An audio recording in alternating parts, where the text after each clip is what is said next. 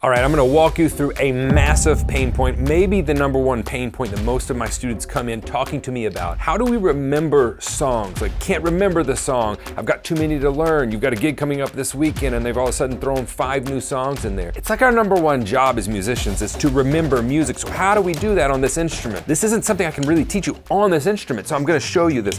What I've done for, gosh, I don't know, my career, over 30 years, something like that I've been playing the drums. I don't learn the songs right there.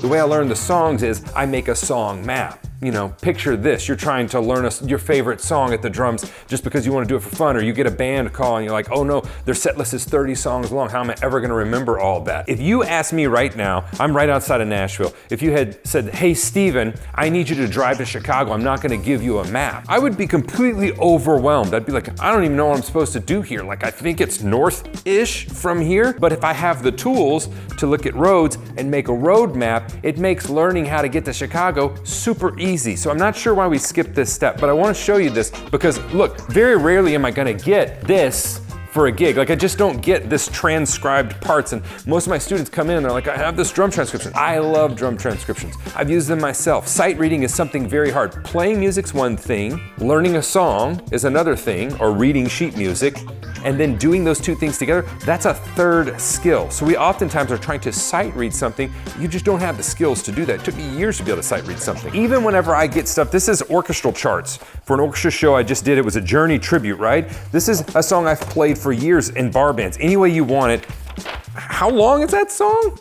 I mean, that's not how long that song is to me. I could condense this into about one line. I could not remember the form of these songs. Why couldn't I remember the form of these songs? Because they were put to me in this fashion where I'm reading left to right, and the brain knows that information's right there, so I don't need to remember that. What we need to do is we need to be able to come up with a map, and a lot of the learning on the drums can be done by not sitting at the drums, all right? And I actually have an entire course on this. It's out until the Cyber Monday, so that's gonna be December the 1st, over 50% off. Don't often talk about this, but this is such a big pain point. We just got done with camp season. I do this presentation in camps all the time because this is the number one pain point that people come in with, that we struggle with during the week, is remembering the song. There's a recording session at the end. So you can check that link out below. It's only available for the next few days. One of the things about learning is we think that all of our learning needs to happen on this instrument. And there's tons of studies. I've got written them down here. There's one from 2014 by Daniel Oppenheimer, where they put sensors on people's heads and they tracked them when they were either typing or writing. And when we write things,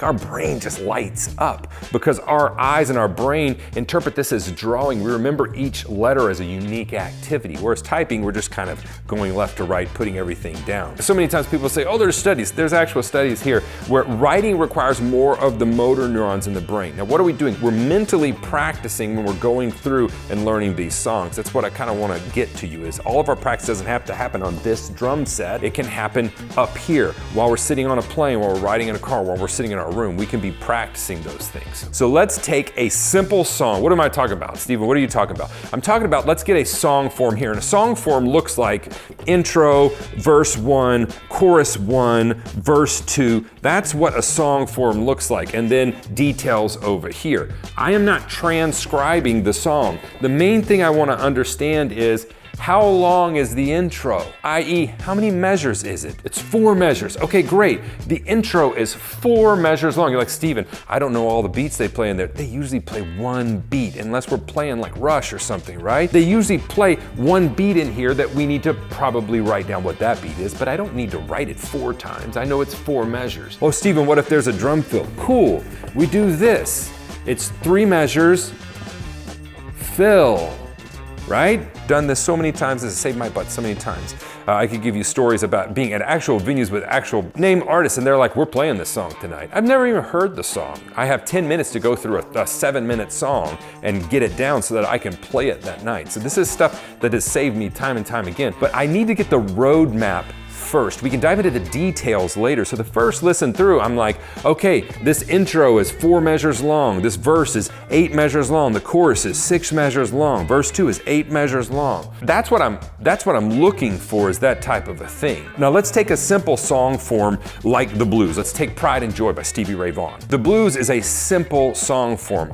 All of jazz is based off of a blues song form. Rock and roll is based off of a blues song form. The blues is a 12-bar song form. Now, what does that mean? What we want to do is we want to figure out how long this song form is. So let's listen to the intro of Pride and Joy, and let's figure that out. Now, I'll let you know, there is a pickup to that, right? There's about a 4-measure pickup where the guitar comes in mid the first measure, and then it's 3.5 measure, whatever it is. I think it's like 2 and 3 and 4, and then 1, 2, 3, 4 for 3 measures. So we'll get past that, so let me count that for you.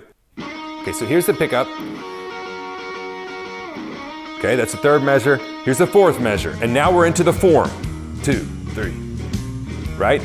It's the 2nd. All we're doing is making sure we understand how many measures. We're counting to 4, and then we're just figuring out how many measures that is, right? It's a 12-bar blues, so how many measures do you think we're gonna go to? We're gonna go to 12, right? I hate to, it's a spoiler alert, right? I hate to spoil that for you. It's 12. So you're like, okay, I got this, right? So when we're looking at Stevie Ray Vaughan's, I get excited teaching this because people make learning music way too hard. Learning music is not hard. Music is easy. We make it too hard. Okay, so let's say we've got the intro and there's this 4-bar, I'll call that a pickup, all right? Now, that is part of the 12-bar blues. We're not going to get into that, of what part of the 12-bar blues that is if you don't know theory. So we're not worried about that right now. And then what happens? 12. He plays 12 measures. Here's the cool thing. If we look at the overall song map of Stevie Ray Vaughan's Pride and Joy, the most popular recording, here's what that looks like. It's intro, it's the first verse, it's the second verse. We have some hits. I love my baby, da-ba-dum. Once you learn the blues song form, you'll understand that's like a very common hit. Then we have solos times 2. Then we're going to be going into hits again. So I love my baby. And then we have verse 3 and the outro with a retard at the end. Retard means to gradually slow down. Now we have a pickup right here at the front of 4 measures. Let's just go ahead and say that. That's the pickup. And then we start with the intro. You're like, Steven, I don't know what that, okay. The intro is 12 measures. Verse 1 is 12 measures. Verse 2 is 12 measures. I'm gonna go on to the hits. Do you want to guess what it is? Yes, it's 12 measures. I'm gonna go to the solo. Guess what the solo is? I know, it's hard, 12 measures. But we do that twice, so I know higher math times 2 is 24. It's 24 measures. So we have 12 and 12 there. Hits, again, it's 12 measures. The verse 3, it's 12 measures. The outro, it's 12 measures. It is a 12-bar song form, but I have had students come in here, they're like, I can't get Pride and Joy. It's such a long song. There's solos everywhere. I want to go like this. That's Pride and Joy. But guess what? Higher math here. We do it 9 times, okay? With a 4-bar pickup. So I could get on stage and somebody goes, hey, this is a shuffle. It's a 12-bar blues. Okay, cool. Guitar's gonna do a 4-bar pickup. Got it. We're gonna go through the form 1 time. Then we have 2 times through of singing. Then we're gonna do those hits. Okay, got it. We're gonna do 2 solos. Okay, come back to the hits. Then we're gonna sing again, then it's the outro and we retard at the end. I know what the song is, they don't even need to write it down. It's a 12-bar blues times 9. Now, we can write that out in that we can make it much more organized. Then we have an intro, verse 1, verse 2, which is, this is more like, and I get more into this in the course that I teach in my system. I have an entire system of how to do this, of making a chart that's very, very readable. You'll be able to pick it up and read it. So we can organize this more. Solo times 2, then we have hits, then we have verse 3, then we have the outro, okay? And every one of those is 12 measures, 4-bar pickup. That's a simple song form. 12-bar blues is about the simplest song form we can get. Okay, let's go to another song. Let's go to John Mayer's Slow Dancing in a Burning Room. This is a good one because I suggest you pick slower songs to go ahead and learn this rather than faster songs because you're gonna be able to digest them easier. Okay, so let's do Slow Dancing in a Burning Room, all right? I'm gonna put my title up here and I've got a whole way of kind of organizing this as well as just making quickie charts where I can actually chart out like 5 to 10 songs on one piece of paper. My last gig that I got, that's how I went through the audition. The audition was get on a bus and go play a show. But that's how I went through the audition, was with quickie charts like this. So what I'm gonna do is write the form over here, right? So Slow Dancing in a Burning Room, I'm not gonna listen through this. You can go listen through this and you can check my math. But Slow Dancing in a Burning Room, we listen to the intro, ba-doo, ba-da-da-da-da-da-da, ba-da, ba-da-da-da-da-da, right? It's an 8-bar intro, okay? When the vocals come in, we're at verse 1. So it's 8 measures of an intro, 8 measures of verse 1. Then when we go to the chorus, so the chorus is 6 measures. Then we're gonna go back to what I would call a half intro. Okay, and we're gonna play that 4 measures. Why do I call it a half intro? Because it's half of the first intro, right? Super simple. And then we've got the second verse. So the second verse is exactly like the first verse. It's gonna be 8 measures. Then we have the second chorus. The second chorus is going to be exactly like the first chorus. So I could have written, instead of writing all this, I could have just written 4, right? 4 measures makes 8. And I could have written a repeat here and put a repeat right here. And that would have taken me back up there. Okay, but again, this is just a quickie way to do this, and those are all shortcuts. So I kind of wanted to make it a little bit longer for you. What I'm trying to get through to you is song map. We've got to get the song map first. We can fill in the details later, okay? Once we get through the second chorus, it goes to the solos. The solo is 4 measures. And then once we go through the solo, we have a bridge that's kind of smushed together with the last 2 measures of the chorus, and that's gonna be 8 measures too. Then we have an outro that's 8 measures long, and we fade. So when we do this, this would be my song map for this. An 8-bar intro, 8-bar verse, 6-bar chorus. Then we're gonna do a half an intro.